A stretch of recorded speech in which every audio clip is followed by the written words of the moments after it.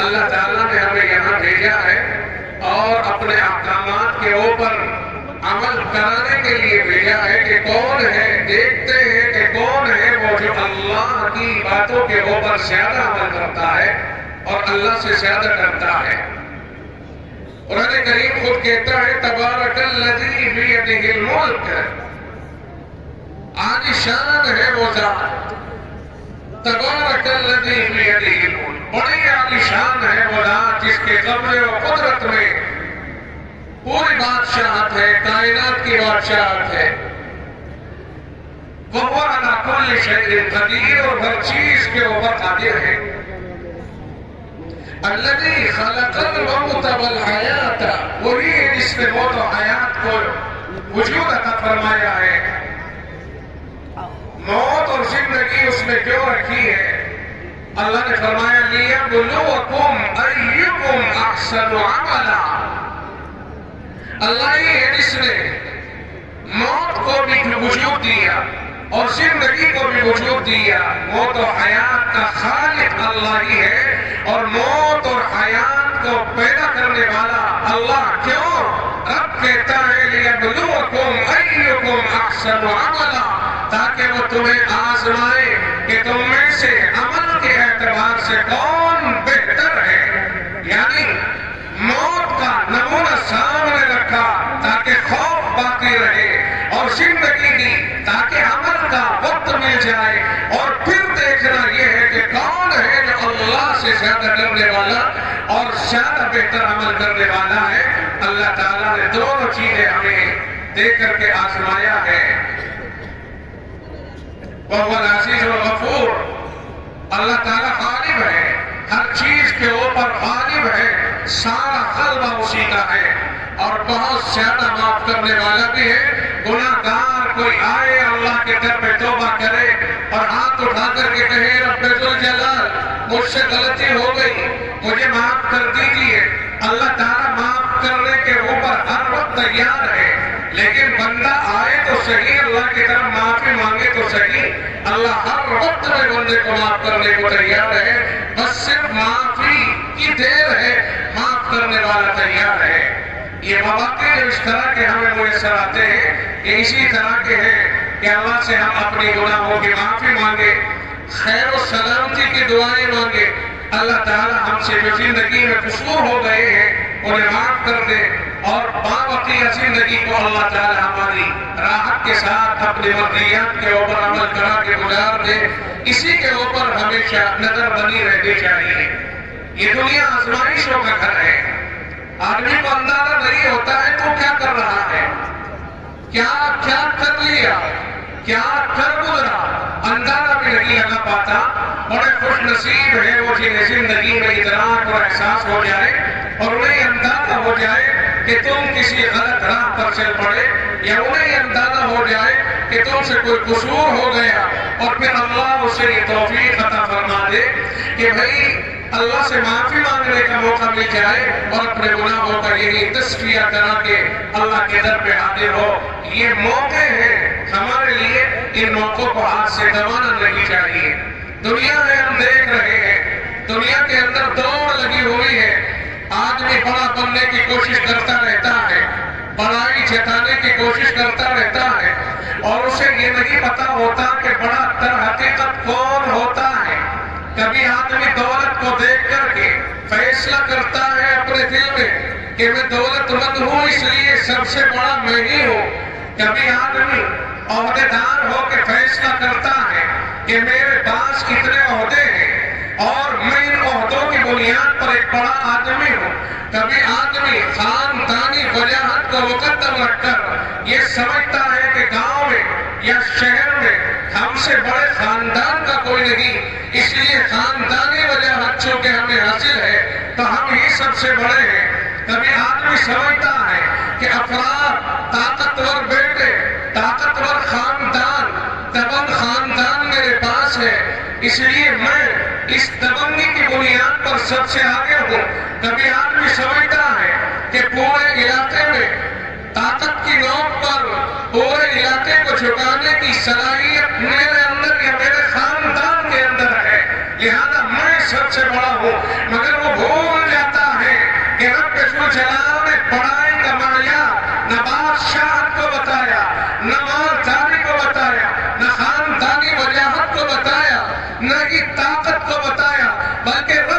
کہتا ہے ان اکرمکم عند اللہ اتقاکم، تم میں سب سے زیادہ باعزت وہ ہے جو اللہ سے سب سے زیادہ ڈرنے والا ہو، یعنی جس کی زندگی میں اللہ کا ڈر، دینداری، تقوی، پرہیزگاری، اللہ کی باتوں کے اوپر عمل کرنے کا زیادہ مادہ ہوگا، اللہ تعالیٰ کی نگاہوں میں وہی بندہ سب سے زیادہ بڑا ہوگا۔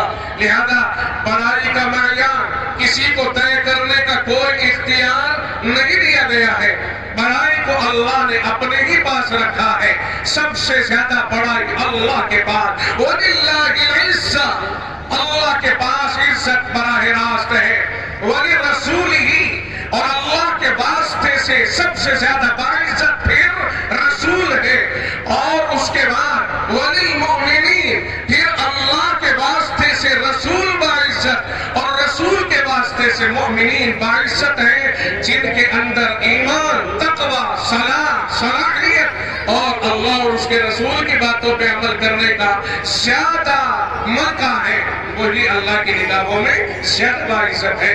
ہم نے دیکھا، اندازہ لگایا کہ بعض لوگوں نے اپنے آپ کو باعزت سمجھا، بلکہ باعزت کیا کہو گے انہیں، یہ تو بے عزتی کا بہت بڑا ثبوت ہے کہ جو قرآن اور حدیث سے ٹکرائے اور پھر اپنے آپ کو باعزت کہے، ایسا شخص کبھی باعزت نہیں ہو سکتا ہے۔ میں آپ کو ایک حدیث پاک چھوٹی سی حدیث سناؤں، اس کے ضمن میں کچھ بات آپ کے سامنے ذکر کروں تاکہ آپ کو یہ چیز خوب اچھی طرح سمجھ میں آ سکے۔ دور حاضر میں ہمارے آس پاس تو رات دن ہم تو اس کا خوب مشاہدہ کرتے ہیں، ہمارے آس پاس کئی منڈپ ہیں، آس پاس آپ جائیں گے وہاں بھی ہے، خود ہمارے گھروں میں پروگرام چلتے ہیں، کہیں بڑا سا کسی کا گھر ہو، گھیر ہو، وہاں پروگرام چلتے ہیں۔ اللہ کے نبی علیہ السلام نے ارشاد فرمایا اکرم الخبز، آقا نے ارشاد فرمایا کھانے کی چیز کا احترام کرو۔ یہ حدیث پاک تو اگرچہ چھوٹی ہے، آپ اسے یاد کر سکتے ہیں جی؟ یہ جو حدیث میں آپ کے سامنے پڑھ رہا ہوں، کیا آپ اسے یاد کر سکتے ہو؟ یاد کرنے کا مطلب تو ایک تو یہ ہے کہ آپ لفظوں میں یاد کریں، اور ایک مطلب یہ ہے کہ آپ اس کا مطلب بھی مکمل طور سے یاد کریں اور عمل میں اس کو لانے کی کوشش کریں۔ وعدہ کریں کہ انشاءاللہ اس چھوٹی سی حدیث پاک کو یاد بھی کریں گے، عمل بھی کریں گے، اور دوسروں کو بھی انشاءاللہ اس پر عمل کرانے کی کوشش کریں گے۔ اللہ کے نبی صلی اللہ علیہ وسلم نے کیا فرمایا؟ اکرم الخبز، یاد ہو گئی جی؟ کیا ہے ذرا پڑھ لینا، اکرم الخبز، روٹی کا احترام کرو۔ عربی زبان کے اعتبار سے الخبز کے معنی روٹی کے ہیں، لیکن یہ حدیث پاک اپنے مفہوم کے اعتبار سے وسیع ہے، یہاں صرف روٹی ہی کا احترام نہیں بلکہ اس کے مفہوم وسیع کے اندر کھانے کی ساری حلال چیزیں، پینے کی ساری حلال چیزیں، برتنے کی ساری چیزیں آ رہی ہیں، یعنی کھانے اور پینے کی سب چیزیں حدیث پاک کے مفہوم کے اندر شامل ہیں۔ اب آپ دیکھیے، حدیث کہتی ہے اکرم الخبز، تم کھانے کا احترام کرو۔ اب کھائے گا جب آدمی تو پیے گا بھی کہ نہیں پیے گا؟ اگر لقمہ اٹک جائے، پینے کی چیز کی ضرورت پڑے گی کہ نہیں پڑے گی؟ چنانچہ پینے کی چیز کا بھی احترام آیا، کھانے کی چیز کا بھی احترام آیا۔ دنیا میں حلال چیزیں جتنی کھائی جاتی ہیں، حلال چیزیں جتنی پی جاتی ہیں، وہ سب اس کے وسیع مفہوم کے اندر داخل ہو گئی۔ اب آپ آ جائیے، نبی اکرم صلی اللہ علیہ وسلم نے ارشاد فرمایا ساری دنیا کی حیثیت اللہ کی نگاہوں میں ایک مچھر کے پر کے برابر نہیں۔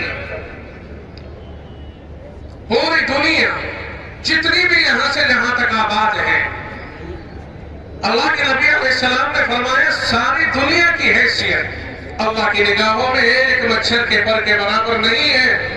اب ایک طرف یہ دنیا ہے کہ جس کی اوقات اللہ کی نگاہوں میں ایک مچھر کے پر کے برابر نہیں، دوسری طرف اللہ کے نبی علیہ السلام نے فرمایا اکرم الخبز، کھانے پینے کی چیزوں کا احترام کرو۔ یا پینے کی چیز کا بھی مفہوم ہونے کی کی وجہ سے میں استعمال کر رہا ہوں ترجمے میں، کھانا ہو یا پینا ہو، ان چیزوں کا احترام کرو۔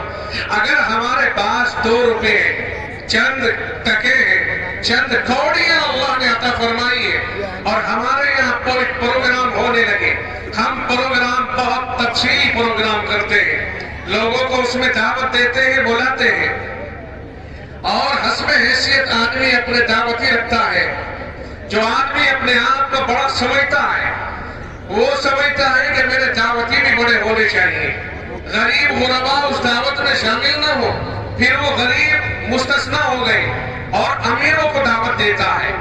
اب وہ طرح طرح کے کھانے بنا رہا ہے، اگر اس سے معلوم کیا جائے کچھ دین کے موقع کو غریبوں کے لیے کوئی تقاضا پیش کیا جائے تو کہتا ہے صاحب کاروبار ٹوٹ گئے، جی ایس ٹی لگ گئی، طرح طرح کے ٹیکس لگ گئے، کاروبار کچھ بھی نہیں رہا۔ مگر جب کوئی پروگرام ہوتا ہے تو ساری کسر نکال دیتا ہے، بڑے بڑے منڈپ بک کرتا ہے، 1,00,000 2-2 لاکھ کے منڈپ بک ہو رہے ہیں بڑے بڑے، اور پھر وہاں اقسام و انواع کے کھانے تیار ہو رہے ہیں، اور پھر کھلانے والے باقاعدہ الگ سے کرائے کے، پھر کھانے والوں کو دیکھیے۔ اب آپ کھانے والے کس انداز میں کھاتے ہیں؟ نبی اکرم صلی اللہ علیہ وسلم کا فرمان گرامی پھر یاد کیجیے، آقا نے فرمایا اکرموا الخبز، لوگوں کھانے کا احترام کرو۔ اور ہماری پوزیشن اب آپ دیکھیے، جب ہم دعوت میں جائیں گے تو کھانے کے ساتھ کس قدر بے حرمتی کا معاملہ ہوتا ہے۔ ایک طرف غریبوں کا معاملہ کہ ان کے پاس کھانے کو نہیں، ایک طرف غریبوں کی پوزیشن ہے کہ ان کا حال بے انتہا نازک سے نازک ہوتا جا رہا ہے، اور دوسری طرف ہمارا عالم یہ ہے کہ کھانا کھلانے والے، کھانا بنانے والے، کھانا پکانے والے، دعوت کرنے والے داعی نے انتظام کر دیا ہے۔ اگرچہ اس نے اپنی بساط سے کہیں آگے بڑھ کر کے انتظام کیا، مگر ہم کھانے والوں کا انداز دیکھیے کہ کھانے کے ساتھ ظلم و جبر کس طرح ہوتا ہے۔ بڑے بڑے لوگ سمجھے جانے والے جائیں گے، وہ ٹیبل پر بیٹھ جاتے ہیں، کہیں کہیں کھڑے کھڑے کھانے کا انتظام ہوتا ہے، لوگ کھانا خود لے کے آتے ہیں، ایسا لگتا ہے جیسا کہ اسے کھانا ملے گا ہی نہیں، شاید اس کے بعد کھانا اس کے مقدر سے اٹھ گیا۔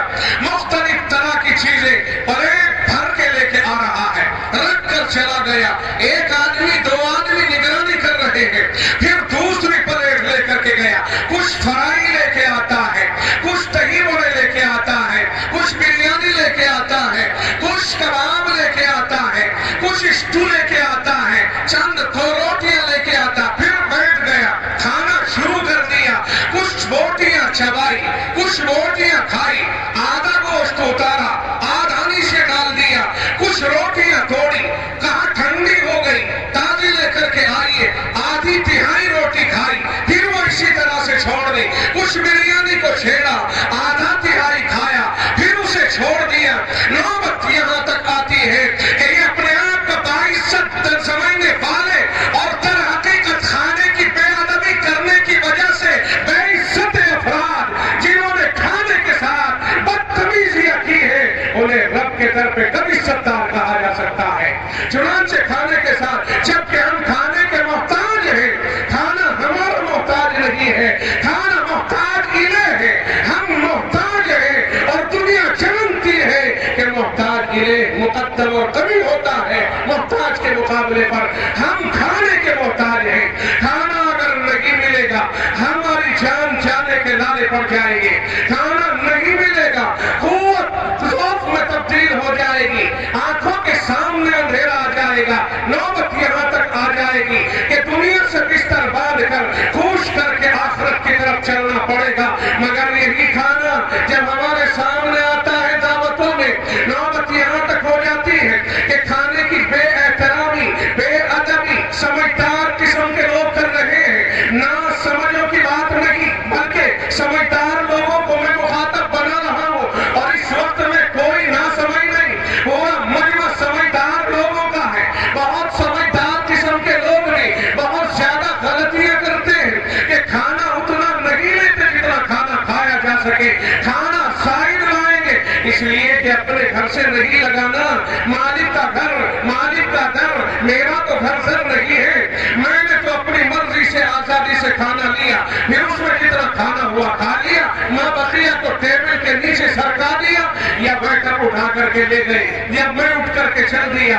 یہ اتنی بڑی بربادی ہو رہی ہے، اور یہ کسی ایک آدھ جگہ ہو تو برداشت کیا جائے، بلکہ بارہا جگہ جگہ یہی منظر ہے۔ اگر اسے جوڑا جائے اربوں خربوں پہ جا کے بات بنتی ہے، کوئی یہ نہیں سمجھتا۔ اور ادھر مالک کی طرف سے یہ ہوتا ہے کہ باقاعدہ ایک ڈنڈا لے کر کے دروازے پہ کھڑا کر دیا جاتا ہے دربان، کہا کوئی غریب نہ آ جائے، آس پاس کی بستی سے کوئی گرا پڑا آدمی میری بارات میں، میری دعوت میں نہ آ جائے، شان گھٹ جائے گی، لہذا وہ انہیں کھدیڑتا ہے، غریبوں کو بھگاتا ہے۔ غریب آبادی کے اگر کوئی کھانا کھانے آنا چاہتے ہیں انہیں دوڑاتا ہے، مارنے تک کی نوبت آ جاتی ہے۔ اگر یہی کھانا اللہ کے بندے اگر ایسا کر لے کہ اگر اسی کھانے کو جو بچ جاتا ہے اچھے سے برتن رکھ لے، چند برتن، اگر اسی بریانی کو ایک جگہ جمع کیا جائے، روٹی کو ایک جگہ جمع کیا جائے، سالن کو ایک جگہ جمع کیا جائے، اسے برباد نہ کیا جائے، بلکہ غریب لوگ جو جھونپڑیوں میں رہنے والے ہیں کاش کے وہاں تک پہنچ جائے۔ پہلی بات تو یہ کہوں گا کہ وہ اتنے گرے پڑے کیوں سمجھے گئے کہ انہیں بچا ہوا دیا جائے، لیکن اگر انہیں یہ بھی دیا جائے تو تب بھی وہ صبر و شکر کے ساتھ اسے کھائیں گے اور آپ کو دعائیں دیں گے۔ اسے برباد کرنے کے بجائے اگر اسے محفوظ کیا جائے تو شاید یہ بہتر طریقہ ثابت ہو۔ یہ حال، یہ منڈپ اس لیے نہیں سجائے جاتے ہیں کہ یہاں اللہ کے دیے ہوئے مال اور اس کی نعمت کی ناشکری ہو اور نہ قدری ہو، بلکہ یہ اس لیے سجائے جاتے ہیں کہ سہولت ہے۔ یہ باجے گاجے اور ڈی جے کے لیے نہیں بنائے گئے، بلکہ یہ تو سہولت کے طور پر بنائے گئے ہوں گے کہ لوگوں کے گھروں میں جگہ نہیں، 100-200 مہمان آ جائیں، وہ ادھر آ کر کے کھانا کھا لے۔ اس لیے نہیں ان کا انعقاد ہوا کہ یہاں رنڈیاں ناچیں گی، یہاں ڈی جے بجیں گے، یہاں پر آتش بازیاں ہوں گی، یہاں پر صبح سے شام تک کان پڑی آواز سنائی نہیں دے گی۔ یہ منڈپوں کو اس لیے منعقد نہیں کیا جاتا ہے، بلکہ ان کا غلط استعمال ہو رہا ہے۔ ان کا صحیح استعمال صرف ضرورت کی حد تک ہے، ضرورت سے آگے بڑھے گا تو ظلم ہو جائے گا۔ اللہ ہمیں صحیح سمجھ عطا فرمائے۔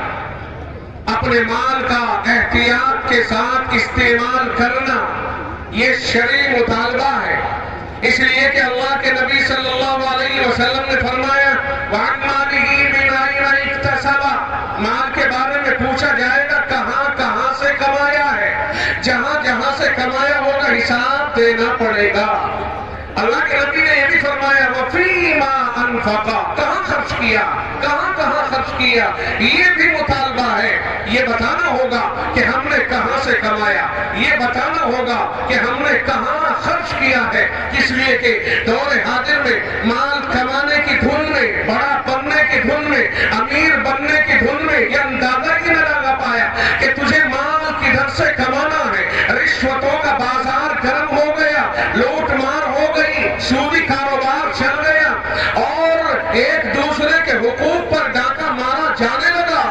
عجیب بات ہے، جب بات آ گئی تو کہہ دیتا ہوں، اور کہہ دینا بھی چاہیے کہ آج اس وقت میں ہمارے حضرت نے فرمایا تھا، حضرت مفتی محمد ایوب صاحب نے فرمایا کہ شادیاں مہنگی ہو گئی، زنا آسان ہو گیا۔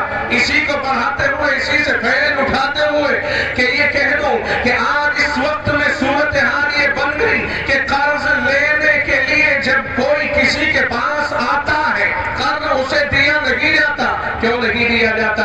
اس لیے کہ واپسی بہت مشکل ہو جائے گی، اور ہم اسے بھگتتے ہیں۔ جو آدمی قرض لینے کے لیے آتا ہے وہ قرض لیتا ہے، بہت موٹے موٹے آنسو ہوتا ہے، کہاں بھائی گھر میں کچھ بھی نہیں رہا، کھانے کا نظام درہم برہم، بچے پریشان بیٹھے ہیں، اسکول سے بچوں کو ٹیچروں نے بھگا دیا ہے، فیس ادا کرنے کے لیے کچھ بھی نہیں، اور جناب والا وہ کل تمہاری بھابھی کا پیر رپٹ گیا تھا جی صاحب، پھسل گیا، وہ پیر میں ذرا موچ آ گئی، کل سے تڑپ رہی، پٹی بندھوانے، اتنے بڑے بڑے جھوٹ بول بول کر کے وہ قرض لے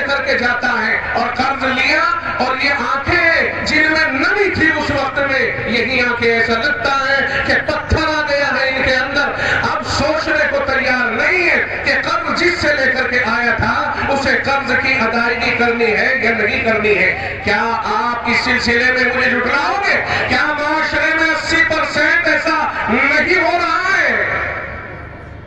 قرض لینے والے کاش کے قرض کی ادائیگی کو شریعت کے مطابق آسان بنا دے اور انشاءاللہ العزیز قرض ملے گا، اور آپس میں قرض لین دین سے محبتیں گھٹے گی نہیں اگر صحیح ادائیگی ہوگی۔ وہ جو مقولہ ہے نا، القرض مقراض المحبہ، کہ صاحب قرض محبت کو کاٹنے والی چیز ہے، قینچی ہے، یہ انہی لوگوں کے لیے ہے جو قرض لینے کے بعد دینا نہیں جانتے ہیں، اور جو قرض کو لے کر دینا بھی جانتے ہیں، معذرت کرنا بھی جانتے ہیں، وقت سے پہلے ادا کرنا بھی جانتے ہیں، ان کے لیے پھر یہ محبت کی قینچی ثابت نہیں ہوگی۔ اس لیے کہ جس نے یہ عبارت پیش کی ہے اس نے انہی لوگوں کے حالات کو پیش نظر رکھتے ہوئے عبارت پیش کی ہے کہ جو لوگ قرض لے کر کے ادا نہیں کرتے بلکہ بعد تو جھانسا دیں گے، صاحب کل کی بات ہے، 2 گاڑی لوڈ کرانی ہے، پرسوں جائے گی، چوتھے دن حساب ہو کے آ جائے گا، بس ادھر جائے گی، لوڈ ہونے کی دیر ہے، ادھر سے آ جائے گی، اور 1.5 لاکھ روپے ہاتھوں ہاتھ، آدھا آپ کا آدھا میرا، صرف اتنی سی دیر کے لیے پیسے دے دیجیے، پتا چلا لے کے ڈوب گیا، فراری پر ہے، مہینہ ہو گیا، پتہ ہی نہیں چلا، گدا مارا، عمرے کو چلا گیا، کھجوریں کھلائی، نکل کے چلا گیا۔ اس طرح سے نہ عمرے قبول ہے نہ حج قبول ہے، اور نہ ہی کاروبار کبھی ترقی پا سکتا ہے جب تک ایمانداری کے ساتھ کاروبار نہیں ہوگا، جب تک ایمانداری کو مقدم نہیں کیا جائے گا۔ اللہ کی طرف سے رحمتوں کا نزول کیسے ہوگا؟ مال کہاں سے کمایا ہے پوچھا جائے گا۔ مال کے کمانے کے راستے بہت صاف ستھرے ہونے چاہیے، کہیں بھی جھوٹ نہیں بولنا چاہیے۔ لوگ کہتے ہیں، میں بات کہتا ہوں کہ لوگ کہتے ہیں کہ صاحب کاروبار نہیں، کاروبار توڑا جا رہا، ٹوٹ گیا، رونا رویا جاتا ہے۔ اگر سچائی پر آ جائے، سچائی اور ایمانداری پر آ جائے تو یاد رکھیے کہ کاروبار نہیں ٹوٹے گا انشاءاللہ العظیم، اس لیے کہ سچائی اور امانت داری ایک ایسا وصف ہے جسے لوگ تلاش کرتے ہیں، ڈھونڈتے ہیں۔ روایتوں میں آتا ہے ایک دور آئے گا کہ امانت دار آدمی کہیں کہیں نظر آئے گا، انگلیوں پہ یوں گنا جائے گا کہ فلاں فلاں وہاں دور دراز امانت دار آدمی موجود ہے، اس سے کام دھام کیا جائے، کاروبار کیا جائے۔ اور جناب محمد الرسول اللہ صلی اللہ علیہ وسلم نے فرمایا، التاجر الصدوق الامین مع النبیین والصدیقین والشہداء، اور کما قال، آقا نے فرمایا سچا امانت دار تجارت کرنے والا، توجہ رہے، آقا نے ارشاد فرمایا سچا، جھوٹ نہیں بولتا، جو سچا امانت دار امانت میں خیانت نہیں کرتا ہے، اور سچا امانت دار تجارت کرنے والا، اللہ کے نبی فرماتے ہیں کل قیامت کے دن اپنی سچائی اور امانت داری کے ساتھ تجارت کرنے کی وجہ سے رب کی نگاہوں میں اتنا بلند مقام پر فائل ہوگا کہ قیامت کے دن نبیوں کے ساتھ، صدیقین کے ساتھ اور شہداء کے ساتھ اس کا حشر ہوگا۔ کیا خیال ہے، جو رب سچائی کے ساتھ تجارت کرنے والوں کو، امانت داری کے ساتھ تجارت کرنے والوں کو، اللہ جو رب اتنا اونچا مقام دینے والا ہے، اور 1500 سال پہلے اس اونچے مقام کا اظہار جناب محمد الرسول اللہ صلی اللہ علیہ وسلم کی زبان مبارک سے کرا دیا ہے، وہ رب اس دنیا میں جو مچھر کے پر کے برابر بھی حیثیت نہیں رکھتی ہے، اس دنیا میں اسے تباہ نہیں کر سکتا ہے۔ ہمیں رب کی ذات سے یہ امید نہیں ہے، اللہ کی رحمتیں یہاں بھی انشاءاللہ اس کا سہارا بنے گی، اور قیامت کے دن کے تو اللہ تعالیٰ نے، اللہ کے نبی علیہ السلام نے اس کے بارے میں تو فرما ہی دیا ہے۔ اس لیے تجارت کرنے والے جہاں سے جہاں تک تجارت چلتی ہے، اکائی سے لے کے دہائی تک، دہائی سے لے کے سینکڑے تک، جہاں تک بھی تجارت جائے، ہر شہر ایمانداری پہ آئے۔ ارے بھائی کیا خیال ہے، ہمارے پاس تو ساری چیزیں ایک نمبر پر ہیں، نبی صلی اللہ علیہ وسلم وسلم نے فرما دیا جو ساری چیزیں محفوظ ہیں، قرآن محفوظ، دین و شریعت محفوظ، نبی کی سیرت محفوظ، دین اسلام پورا کا پورا صاف و شفاف آئینے کی طرح، جس دین کی حفاظت کا گارنٹر خدا ہو، جس دین کے تحفظ کی ذمہ داری رب نے لی ہو، اور رب نے کہہ دیا اِنَّا نَحْنُ نَزَّلْنَا الذِّكْرَ وَإِنَّا لَهُ لَحَافِظُونَ، ہم نے اس ذکر یعنی قرآن کریم کو نازل کیا ہے اور ہم اس کی حفاظت کرنے والے ہیں۔ بھلا جس کے پاس ساری چیزیں محفوظ ہیں، نبی کی سیرت، قرآن کریم، ایک ایک لفظ، نبی کی حدیثیں، صحابہ کرام سے ساری چیزیں محفوظ اور منقول ہیں، وہ امت کس طرح سے بے چین اور بے قرار ہو سکتی ہے؟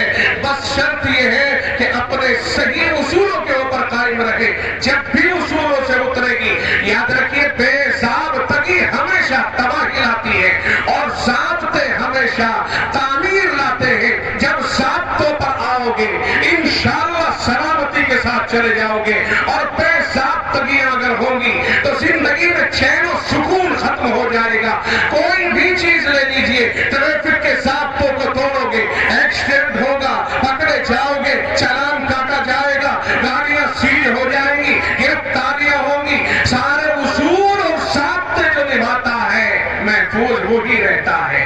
اس لیے تجارت کرنے والے، مال کمانے والے، مال اکٹھا کرنے والے خوب اچھی طرح سمجھ لیں کہ ہمارے کاروبار کوئی نہیں توڑ رہا ہے، ہمارے کاروبار ہماری بدماشیاں اور بدنیتیاں توڑ رہی ہیں۔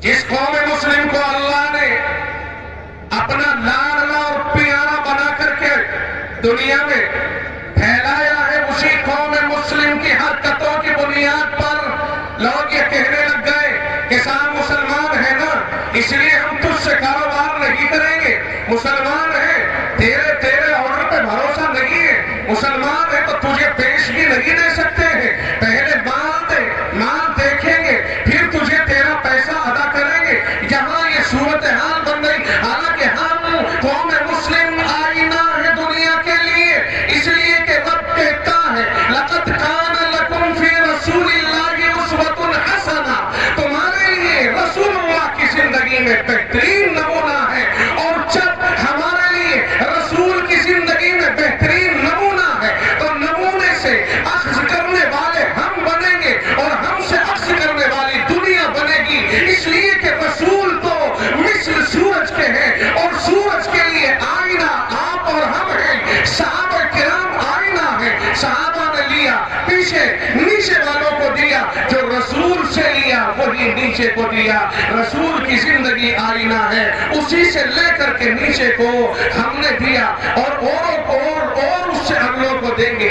تو یہ رسول اللہ کی سیرت کو لے کر کے جب دنیا میں پھیلایا جائے گا، انشاءاللہ العزیز دنیا میں امن و امان آئے گا، سکون آئے گا اور پیار و محبت آئے گا۔ یہ اللہ کے نبی علیہ السلام کی زندگی ہمارے لیے نمونہ ہے، اس نمونے کو دیکھیے اور اپنی اصلاح کیجیے۔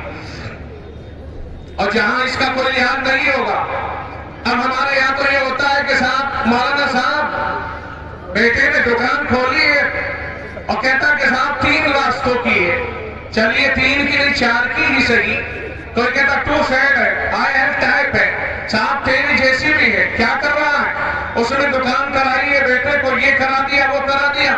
دکان کے کھولنے سے پہلے مسائل دکان کو پوچھ لیا ہوتا کیا چیز جائز ہے۔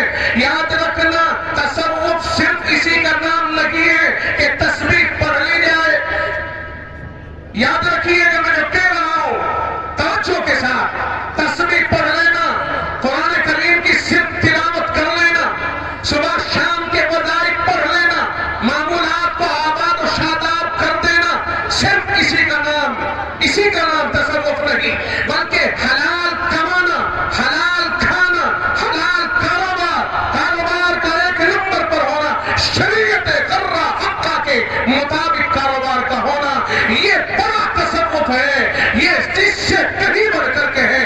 اگر زندگی میں معاملات ٹھیک ہو گئے تو سمجھ لو بہت بڑی کامیابی حاصل کر لی، اور اگر معاملات ٹھیک نہیں ہوئے تو معمولات کا پہاڑ ہی کیوں نہ لے کر کے آ جائیں آپ، کام نہیں بنے گا۔ خوب اچھی طرح ذہن رکھی رہے،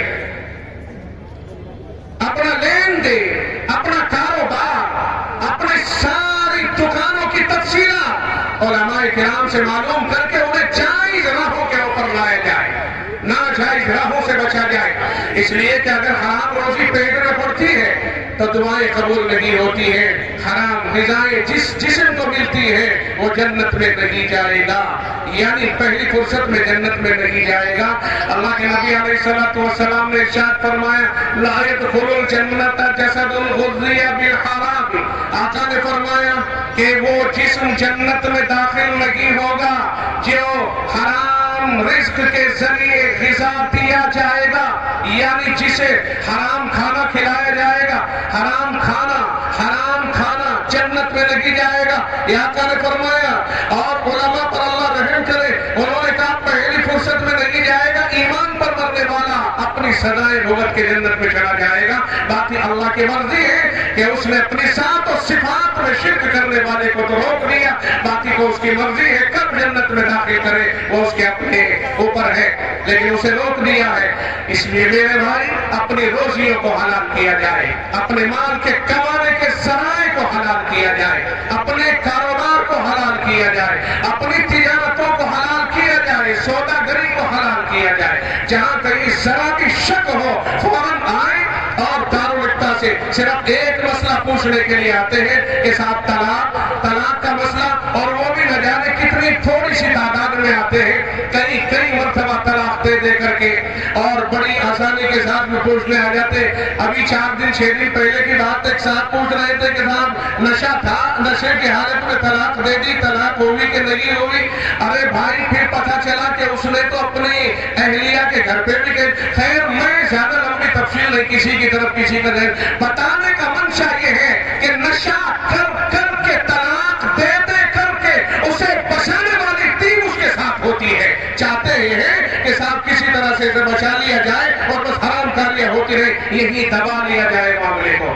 اللہ حفاظت کرے، اپنے کھانے پینے کو حلال کرو، اپنی روزیوں کو حلال کرنا ہم سب کی ذمہ داری ہے۔ کوئی مشکوک غذا کوشش یہ کی جائے ہمارے بچوں کے پیٹ میں یا ہمارے پیٹ میں نہ جائے، اس لیے کہ بعض دفعہ بڑے نے کمایا، چھوٹوں کو کھلایا، ان کو بھی بیڑا غرق کر دیا، انہیں بھی تباہ کر دیا، صاحب وہ بھی ادھر کوئی مائل ہو گئے، جیسا کھائیں گے ویسا ہی ذہن بنتا چلا جائے گا۔ اس لیے مال کمانے میں بہت احتیاط کی ضرورت ہے، ہمیں سدا دنیا میں نہیں رہنا، ہمیں تو یہاں سے جانا ہے۔ پھر مال کو خرچ کرنے کے لیے یہ سوچنا ہوگا کہ ہمیں کہاں اسے خرچ کرنا ہے، کہاں خرچ کرنا ہے۔ اگر ہم نے صحیح راہوں پہ، اچھی راہوں پہ اور اللہ کو راضی کرنے کے مقامات کے اوپر خرچ کیا، اللہ تعالیٰ کے یہاں حساب دینا آسان ہوگا، ورنہ حساب میں الجھ جائے گا آدمی۔ آج دنیا نے اس حدیث کو سمجھنا آسان کر دیا، ہو سکتا ہے اب تک کسی کو بادی النظری میں اور ظاہر میں نفس الامر میں سمجھنے میں کچھ دشواری محسوس ہوتی، لیکن آج تو عوام نے اس حدیث کو بہت اچھی طرح سمجھا کہ جس میں آقا نے فرما دیا ہے کہ اللہ کے نبی علیہ السلام نے فرمایا کہ قیامت کے دن ایک قدم بھی آگے ادھر سے ادھر نہیں ہو سکے گا جب تک 5 سوال نہ ہو، زندگی کہاں گزاری اور جوانی کہاں آزمائی، مال کہاں سے کمایا اور کہاں خرچ کیا، علم پر کتنا عمل کیا۔ اب دیکھیں مال کے بارے میں آج کے دور میں سمجھنا بہت آسان ہو گیا، CID CBI اور یہ اور اب اس سے آگے بڑھ کر کے ED جس کا پتہ ہی کسی کو نہیں تھا، صاحب ED کا چھاپا لگ گیا، بڑے دولت مند دوڑے ہوئے پھر رہے ہیں، کیا ہوا؟ ED نے انہیں دبا دیا ہے، حساب لیا جا رہا ہے، پورا دن ہو گیا، 6 دن ہو گئے، فیکٹریوں میں حساب چل رہا ہے۔ مجھے اس ED اور غیر ED اور عوام و خواص پر نہیں، میرا استدلال صرف اس بات پر ہے کہ اگر کوئی یہ سمجھتا ہو کہ حساب و کتاب نہیں لیا جائے گا اور جیسے چاہے کرے اور جو چاہے کمائے، تو تمہیں دنیا میں ہی آج کے دور میں اس ED نے سمجھا دیا کہ جب دنیا کی ED سے تم نہیں بچ پاؤ گے، قیامت کے دن رب کی ED سے کیسے بچو گے؟ جو مارا گیا وہ حساب پہ مارا گیا، جو مارا گیا وہ حساب پہ مارا گیا. کتنی ایمانداری سے کرو گے؟ اگر حساب صحیح نہیں ہے تو پھنسے ہی پھنسے گا آدمی. کہہ دیتا صاحب متولی صاحب بار بار لینٹر ڈلا ہے, حساب دو. حساب نہیں دیا بیچارے نے, چاہے سارا پیسہ لگائی دیا ہو, مگر لوگ اسے بے ایمان کہہ کر کے متولی شپ سے ہٹا دیتے. جناب کھا گیا. حساب تو لیا جائے گا, زندگی کا حساب تو لیا جائے گا. اب دیکھنا یہ ہے کہ ہم نے اسے خرچ کہاں کیا, کمائے خرچ کہاں کیا. اگر اچھی جگہ خرچ کیا جائے گا انشاءاللہ العزیز آسان حساب ہو جائے گا, اور اگر اپنی مرضی سے اللہ کی منشا کے خلاف خرچ کیا جائے گا حساب بہت مشکل ہو جائے گا. اس لیے راہ خدا کو ترجیح دینی چاہیے. راہ خدا کو صرف یہی مت سمجھو کہ صاحب آپ نے مدرسے میں دے دوں تو مثلا اللہ کے راستے میں ہو گیا, مسجد میں دے دیا تو اللہ کے راستے میں ہو گیا. نہیں, بلکہ اگر آپ نے غریب کی ضرورت کو پورا کر دیا, بے چین کی ضرورت کو پورا کر دیا, مکروب پریشان حال کی ضرورت کو پورا کر دیا, اس کی ضرورت کو پورا کرنا یہ راہ خدا میں خرچ کرنا ہے. اللہ تعالیٰ ایسے لوگوں سے بہت راضی ہے. اب اس وقت میں دو باتیں میرے ذہن میں اور ہیں, ان کا ذکر کر دینا مناسب سمجھتا ہوں. موقع اس وقت میں ایسا آ گیا ہے, بہت سے علاقوں میں ہم نے یہ سنا ہے, ابھی مظفر نگر کے ایریے میں بھی یہ سنا, ہم نے بلند شہر کے ایریے میں بھی کئی جگہوں پہ جانا ہوا یہ سنا. اور اپنے یہاں کے بارے میں تو میں کچھ نہیں کہوں گا, یہ تو آپ جانے کہ آپ نے سنا کہ نہیں سنا ہے.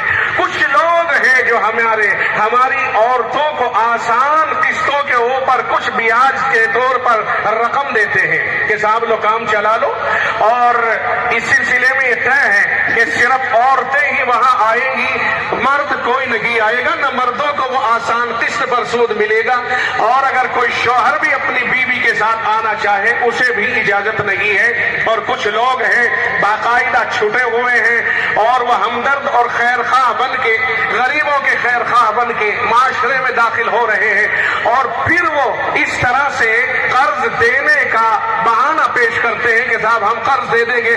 اور اس طرح ایجنٹ بھی بیچ میں دلالی کرنے والی بھی عورتیں ہی ہوتی ہیں. کسی ایک عورت کو ایک محلے میں مثلا ایجنٹ بنا دیا, سربراہ بنا دیا, اس نے بہت سی پریشان حالوں کو ڈھونڈا اور ان کو کہا کہ صاحب میں تمہیں قرض دلواتی ہوں, 25,000 20,000 30,000, چھوٹی ہی رقم ہے, زیادہ بڑی رقم بھی نہیں. لیکن سوال یہ پیدا ہوتا ہے کہ جن عورتوں کا کاروبار گنگی ہے وہ عورتیں یہ قسطیں لینے کے بعد ادا کہاں سے کریں گی؟ اور اگر ان کا کاروبار ہے تو پھر مرد انہیں قسط لینے کے لیے کیوں بھیج رہے ہیں؟ اور اگر مرد یہ سوچتے ہیں کہ ہمیں آسانی سے قسط مل جائے گی تو پھر خود رابطہ کیوں نہیں کرتے ہیں؟ سود کے اوپر رقم لینا تو شرعاً جائز نہیں ہے, لیکن میرا عرض کرنے کا منشا یہ ہے کہ یہاں عورتوں ہی کو ڈھونڈا جا رہا ہے, مردوں کو درکنار کیا جا رہا ہے, اور وہ سمجھتے ہیں 20-25 ہزار روپیہ ہمیں مل گئے کام چل جائے گا. یہ منظم طریقے پر ہمیں بھاڑ میں جھونکا جا رہا ہے, پھر بھاڑ کھانے کی طرف جایا جا رہا ہے. تحقیق ہوتی ہے تو پتہ چلتا ہے کہ اگر قرض کی یہ قسطیں مل رہی ہیں, ایک نہیں, دو نہیں, 3 4 ایک گھر میں 5 افراد بھی اس میں پھنسے ہوئے نظر آ رہے ہیں, اور وہ افراد نہیں بلکہ عورتیں ہیں. اب ان کے بس کا قسط ادا کرنا اگر نہیں رہتا ہے, پھر انہیں بلایا جاتا ہے, پھر ان پر دباؤ بنایا جاتا ہے, پھر ان کے اوپر دباؤ بنا کے کمپرومائز کرایا جاتا ہے, پھر یہاں تک بھی مطالبہ ہوتا ہے. مجھے آپ بہت زیادہ کھل کر بولنے والا ہونے کا تانا نہ دینا, میں بہت محتاط انداز میں آپ کے سامنے الفاظ پیش کر رہا ہوں. میرے الفاظ تو بہت ہلکے ہیں, الفاظ تو بتانے والوں کے بہت آگے ہیں. پھر کمپرومائز ہوتا ہے, کبھی دباؤ بنتا ہے, اپنے سے پیچھے اپنے گھر میں سے کسی کم عمر سے ملاقات کرا دی جائے, قسطیں معاف ہو جائیں گی. اس طرح دبتے دباتے عزتیں نیلام ہونے کی نوبت آ جاتی ہے. ان مردوں کی غیرتوں کو کیا ہو گیا جنہوں نے اپنے گھروں میں سے اس طرح قسط لینے کی اجازت دے رکھی ہے. میں اس مجمع کو نشانہ بنا کر نہیں بلکہ عام بات کہہ رہا ہوں کہ معاشرے میں, اسلامی معاشرے میں, اور خاص طور سے آپ کے معاشرے ہی کو ٹارگیٹ کیا جا رہا ہے. بہت ضرورت ہے اس بات کی کہ ہم اس سے بچیں اور اس طرح کی غلط چیز کے اندر ہم گرفتار نہ ہو. اللہ تعالی ہماری حفاظت فرمائے. دیکھو امیروں کو چاہیے کہ وہ غریبوں کا خیال رکھنے کے لیے کچھ ایسی تنظیم منعقد کرے, چند افراد کا ایسا ایک کمپنی سی طے ہو جائے کہ جس سے ایسے غریبوں کی ضرورتیں پوری ہوتی رہے. کسی کو امداد کی ضرورت ہو تو ٹھیک, نہ تو اسے قرض کے طور پر بلا سود کے وہ دے دیا جائے, تھوڑا تھوڑا کر کے اسے ادا کر لیا جائے. کچھ نہ کچھ تو مسلم معاشرے کے اندر ایسے جتن ہونے چاہیے کہ یہ غلط قدم ہمارے گھروں میں نہ اٹھایا جائے. اس سے بچنے اور بچانے کی تدبیر کرنی چاہیے. اور جہاں تک یہ بات جائے وہاں تک اس کی دعوت ہے کہ ایسے افراد آگے آئیں اور معاشرے کے سربراہ افراد آگے آئیں اور اس سے بچانے اور اس سے بچنے کی کوشش کریں. خیر, غریبوں کو تلاش کر کر کے دیکھا جائے کہ ان میں کوئی پریشان حال تو نہیں ہے. ان کی پریشانیوں کو دور کرنا یہ ہماری اپنی ذمہ داری بنتی ہے. یہ چند باتیں آپ تک پہنچی ہیں. وہ حدیث پاک پھر دہراتا ہوں. آقا نے ارشاد فرمایا اکرم الخبزہ, کھانے پینے کی چیزوں کا احترام کیا جائے. اس لیے کھانے کی چیزوں کا احترام کرنا ہم سب کی ذمہ داری ہے. اگر کسی جگہ دعوت میں جائیں بالخصوص وہاں غلط اقدام نہ کریں, دوسرے کے کھانے کو ضائع نہ کریں, اتنا ہی لیں جتنا کھا سکے, اس سے زیادہ ایک لقمہ بھی ہرگز نہ لیں, بلکہ اتنا لیں کہ دکھ میں 4 لقمے کی بھوک ہمیں باقی رہ سکے. اس کی کوشش کی جائے. اور ایک بات اور یاد رہے, اللہ کے نبی علیہ الصلوۃ والسلام نے امت کی رہنمائی فرمائی کہ جب بندہ کھانا کھاتا ہے نا تو اس میں برکت اللہ کی طرف سے اتر جاتی ہے اور پھر وہ کھانے میں پیچھے سرکتی رہتی ہے یہاں تک کہ آخری لقمے تک وہ برکت پہنچ جاتی ہے. اس کا مطلب یہ ہوا اللہ کے نبی علیہ الصلوۃ والسلام کی یہ سنت ہے کہ آپ پلیٹ کو مکمل صاف کرتے تھے, برتن کو صاف کرتے تھے. اس کا یہی تو مطلب ہوا نا کہ وہ برکت ساری پیٹ میں اتر جائے, کھانے کے ساتھ آ جائے. اب ہمارا عالم یہ ہے کہ صاحب اگر چائے پیئیں گے جب تک اس میں اتنی نہ چھوڑی جائے ہم باعزت نہیں سمجھے جاتے. کولڈ ڈرنک پیئیں گے جب تک اس میں اتنے اوپر تک چھوڑ کے نہ رکھی جائے جب تک باعزت نہیں سمجھے جاتے. اگر کھانے پینے کے برتن میں کچھ کھانا نہ چھوڑے جب تک باعزت نہیں سمجھے جاتے ہیں. جو لوگ شریعت کی کلم کلا مخالفت کر کے بھی اپنے آپ کو باعزت سمجھتے ہیں بڑی غلط فہمی میں ہے. اور کوئی اگر عزت چاہتا ہے اسے شریعت سے جڑ کر کے عزت حاصل ہوگی, نہ کہ شریعت کی مخالفت کر کے اپنے آپ کو بڑا سمجھنے میں عزت حاصل ہے. یہ تو تکبر ہے, یہ تو گھمنڈ ہے. اس سے تو ہمیں بچنا بے حد ضروری ہے. عام طور سے بہت کو دیکھا گیا ہے کہ وہ ایسا کرتے ہیں, صاحب پیا, جو بوتل پی اس میں سے اتنا چھوڑ دیا. بھائی کیوں چھوڑ رہے ہو اس کو؟ کہا یہ سوچتے ہوئے چھوڑ رہے ہیں اگر پوری پی لی کو یہ سمجھے گا کہ اس کو پتہ نہیں ملتی نہیں, بڑی سڑی ہوئی نیت کا آدمی معلوم ہوتا ہے. اچھا صاحب اپنی نیت کو خوشبودار بنانے کی کوشش کرتے ہیں اور ایسے لوگوں کو سڑی نیت کا سمجھتے ہیں. نہیں, سنتوں میں ترقی ہے, شریعت میں ترقی ہے. اگر کوئی شریعت کے خلاف چلتا ہے اسے روکا جائے, اسے سمجھایا جائے اور اسے کہا جائے کہ ایسا نہیں کرنا چاہیے. فضول خرچیوں سے بچا جائے, شادی بیاہوں میں غلط خرچ سے بچا جائے, غلط اقدامات سے بچا جائے. اخیر میں اتنا اور ذہن نشی رہے کہ ہم شادی بیاہوں میں بیجا خرچ کرتے ہیں اور باقی دین کے کاموں میں کاروبار کا شکوہ کرتے ہیں. آخر وہ پیسہ کہاں سے آیا جو پیسہ شادیوں میں خرچ کیا؟ ظاہر ہے قرض لیا ہوگا. قرض لے کے شادی کرنا یہ کب سے مستحسن ہو گیا اور کب سے بہتر ہو گیا؟ جس نے قرض لے کر کے شادی کی تباہی کو تو اس نے خود ہی دعوت دی ہے. اگر ایسا ہے اس سے بھی بچنا چاہیے اور معاشرے میں لوگوں کو چاہیے کہ وہ اکٹھے ہوں اور سمجھیں اور سمجھائیں, مطالبات کو روکیں. یہ گاڑیوں کے مطالبات, یہ دولت کے مطالبات, یہ نقدی کے مطالبات, ان سے بچے. پڑھے لکھے حضرات بھی اللہ کے واسطے اسے سمجھیں. پڑھے لکھے حضرات بھی کوئی آڑ نہیں ہے, پڑھا لکھا ہے, وکیل, بڑی تعلیم حاصل کر رہا. اور اب تو ادھر بھی آ گیا ہے صاحب, دوسری اس طرف کو بھی آ گیا ہے کہ ادھر بھی مطالبات بھی نہیں بلکہ تمنائیں ہو رہی ہیں کہ صاحب کچھ مل جائے. ہر ہرگز ایسا نہیں ہونا چاہیے. مطالبہ بھی نہ ہو, تمنا بھی نہ ہو, منع کر دیا جائے, ہمیں نہیں چاہیے. آپ اپنے پیسے کو تعلیم پہ خرچ کریں, بچوں کی ترقی پہ خرچ کریں, کاروبار کو بڑھانے میں خرچ کریں. اسے خواہ مخواہ منڈپوں کی زینت نہ بنائیں, آتش بازیوں کی راہوں سے برباد نہ کریں. ان سب چیزوں سے بچیں. ہمیں آج ضرورت ہے کہ ہماری قوم میں اسکول ہو, خاص طور سے قوم مسلم.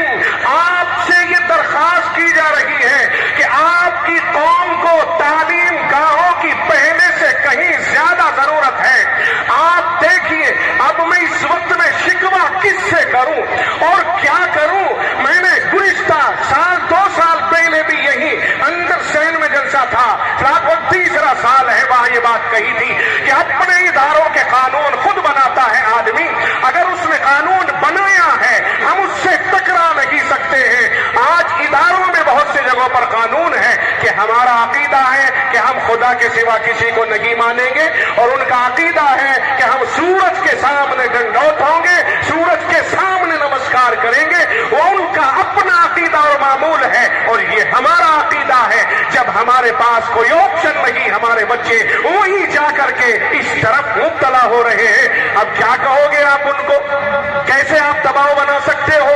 نہیں, کوشش کی جائے یہ پیسہ بچایا جائے, اداروں پہ خرچ کیا جائے, اداروں کی تعمیر کی جائے, اسکول قائم کیے جائیں, اسکول, ہائی اسکول, انٹر, اس طرح کے ادارے گاؤں گاؤں میں قائم کی جائے. پورے گاؤں کے لیے کوئی ادارہ بنانا کوئی مشکل نہیں ہے.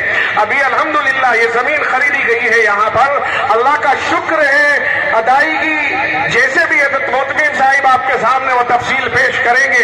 یہ دیوار ہے, دیوار کے اس طرف آپ نے دیکھا, ادھر کھانا کھایا, ادھر آپ بیٹھے, اس کے بیچ میں ایک جگہ جو اندر خالی پڑی ہوئی ہے, یہی وہ جگہ ہے جس کے لیے علاقے کے لوگوں کو بیدار کیا گیا تھا, اور آپ نے بھرپور تعاون کیا, خوب کوشش کی ہے. اللہ کا شکر ہے.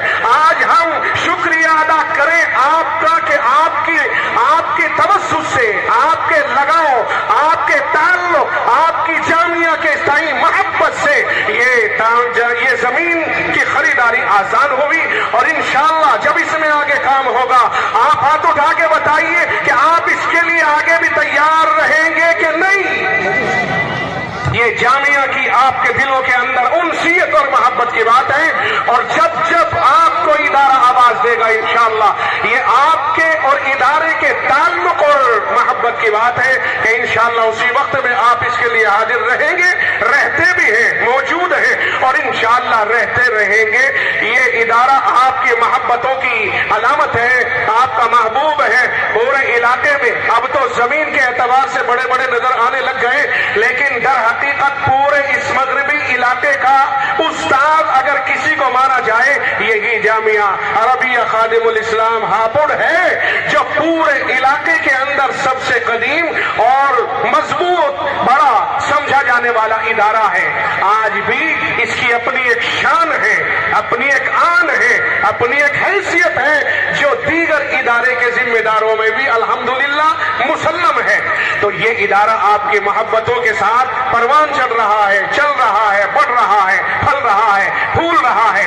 آگے کو میں ایک بات کہہ کے بات کو ختم کروں. ٹائم میں غالباً زیادہ لے لیا ہے, اتنا ٹائم نہیں لینا چاہیے تھا. بزرگوں کے سامنے, اساتذہ کے سامنے ہوش میں رہنا چاہیے. میں سمجھتا ہوں کہ زیادہ ٹائم لے لیا میں نے, کہ آخری بات یہ اور عرض کر دوں کہ دیکھو, کار خیر میں خرچ کرنے میں کبھی بھی آدمی کو پیچھے نہیں رہنا چاہیے. کار خیر میں حصہ لینے میں کبھی بھی آدمی کو پیچھے نہیں رہنا چاہیے. معلوم نہیں یہ خیر ہماری آخری ثابت ہو جائے کہ پھر اس کے بعد ہمیں زندگی میسر ہو کہ نہ ہو, کیونکہ ہم نے نہیں جانا کہ ہمارے پاس زندگی کتنی ہے. اس لیے جب موقع آئے آگے بڑھ کر کے اسی وقت میں آدمی کو اپنا کام کر دینا چاہیے کہ مولا آج میری یہ اوقات ہے, میں نے تیرا دیا ہوا یہ پیش کیا, کیونکہ میرے پاس کچھ نہیں تھا, میں تو اپنی ماں کے پیٹ سے ننگا آیا. جناب محمد الرسول اللہ صلی اللہ علیہ وسلم نے قیامت کی منظر کشی کرتے ہوئے بھی یہی بیان فرمایا تھا. آپ نے فرمایا یحشر الناس یوم القیامت حفاة عراة غرلا. آقا آقا نے فرمایا قیامت کے دن، حضرت عائشہ رضی اللہ تعالیٰ عنہ کی حدیث ہے، قیامت کے دن قیامت کے دن ساری انسانیت کو اللہ تعالیٰ ننگے پیر، ننگے بدن اور غیر مختون اٹھائے گا، پیروں میں چپل نہیں، جوتا نہیں، بدن پہ کپڑا نہیں، ختنہ کی وہ کھال جو سنت سمجھ کر کے جدا کر دی گئی تھی وہ بھی وہی لگی ہوئی، جیسے ماں کے پیٹ سے پیدا ہو کے آیا تھا ویسے ہی وہ زندہ کیا جائے گا۔ اللہ کے نبی علیہ السلام سے پوچھا گیا تھا، حضرت عائشہ نے پوچھا تھا یا رسول اللہ الرجال والنساء جميعا ينظر بعضهم الى بعض، سارے ہی انسان ایک دوسرے کو دیکھ رہے ہوں گے، بے حیائی کا عجیب منظر ہوگا۔ آقا نے فرمایا یا عائشہ الامر اشد من ان ينظر بعضهم الى بعض، معاملہ اتنا سنگین اور سخت ہوگا کہ کہاں کوئی کسی کو دیکھ رہا ہوگا، اتنا شدید، اتنا سنگین معاملہ ہوگا، اللہ کی طرف سے اتنی سختی ہو رہی ہوگی۔ اس لیے میرے عزیزوں یہ سمجھنے کی کوشش کرو، مجھے یہ بتانا تھا کہ یہ کر و فر، یہ کھاٹ بانٹ، یہ محلات، یہ جوڑے، یہ گھوڑے، یہ گاڑیاں، یہ سب یہی رہ جائیں گی، جس دن پیدا ہوا اسی طرح سے قیامت کے دن اٹھایا جائے گا۔ اعمال اچھے ہوں گے تو سب کچھ صحیح ہے، اور اگر اعمال کی دولت نہیں ہے تو پھر بہت مشکلات کا سامنا ہوگا۔ آج موقع اچھا ہے ہمارے پاس کہ ہم کچھ کر جائیں، اپنی بساط کے مطابق کچھ آگے بڑھ جائیں، کچھ دکھا دے کر کے کہ اللہ ہمارے پاس اس وقت تو یہ موقع ہے، انشاءاللہ اگر تو نے آگے ہماری زندگی میں ہمیں اس طرح فراوانی دی، ہم تیری راہ میں آگے بڑھتے رہیں گے، آگے لٹاتے رہیں گے، کیونکہ دیا ہوا اسی کا ہے، جتنا دیا جاتا ہے اتنا ہی ملتا ہے، جس نے روک دیا اس پہ رک گیا، جس نے آگے بڑھا دیا اس کو مل گیا۔ اس لیے اس سلسلے میں غور و فکر سے کام لے، اور جب کبھی ایسا موقع آئے، شادی بیاہوں میں دیکھو، میں نے پھر کہا آخر میں یہ اور کہہ دوں، شادی بیاہوں میں بڑا خرچہ کرتے ہیں صاحب، اور قرآن کریم پورا ہو گیا بچوں کا، بڑا خرچہ کر رہے، معلوم ہوتا ہے 1-1 لاکھ 2-2 لاکھ روپے دعوت پر خرچ کیے جا رہے ہیں۔ خوشی ہے، ہو بہت اچھا، بہت خوشی، لیکن جس نے قرآن کریم پورا کرایا ہے اسے بھولنے کی ضرورت کیوں ہے؟